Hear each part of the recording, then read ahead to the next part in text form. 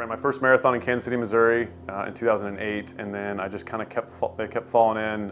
My sister lives in Rome, Italy, and I went to travel to visit her, and I ran one there, and it was at that point I kind of had this goal, this crazy idea to run one on every continent as a good way to motivate me to travel a little bit and see the world. I hadn't traveled much at that point in my life, but then it was also a nice health motivation as well to keep me active and running, so I thought I could kill two birds with one stone with that goal.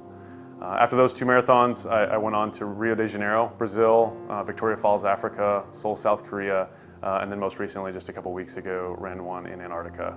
In Rio, there were parts of the run where there were like lined guards, armed guards, and that was as we ran through the favelas or the slums of Rio de Janeiro that are set on these epic scenes on these mountainsides, and there were hundreds or maybe 1,000 people lining the road there, but they were silent and just staring at us and watching us, which was a really eerie and eye-opening experience. Yeah, the book is called Combat Ready: Lessons Learned in the Journey to Fighter Pilot. Yeah, I originally wasn't going to write a book.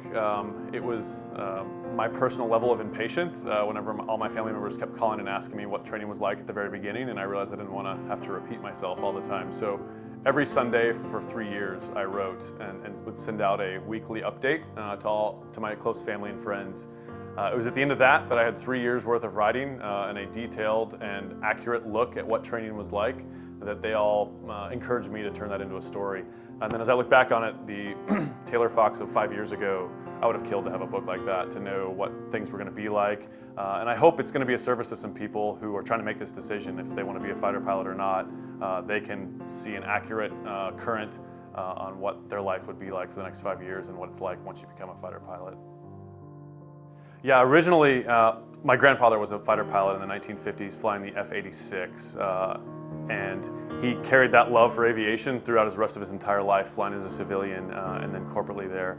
And so I grew up around airports. I grew up sitting on his lap in the cockpit of airplanes from when I was 3 years old and on, and that spark got me going. And then there's the standard, you know, going to air shows, seeing the Thunderbirds fly, getting fired up about that, and all of that, but mainly fueled by my grandfather's passion and seeing that and knowing how much he loved that. I think that really wore off on me and made me think I needed to do this. Yeah, as an F-22 pilot in a combat operational squadron, we usually look to fly 2 or 3 times a week. When we're not flying, we are mission planning, studying enemy tactics, our own tactics, and how we're going to do that. We also have a lot of simulator training available to us here and at other various bases.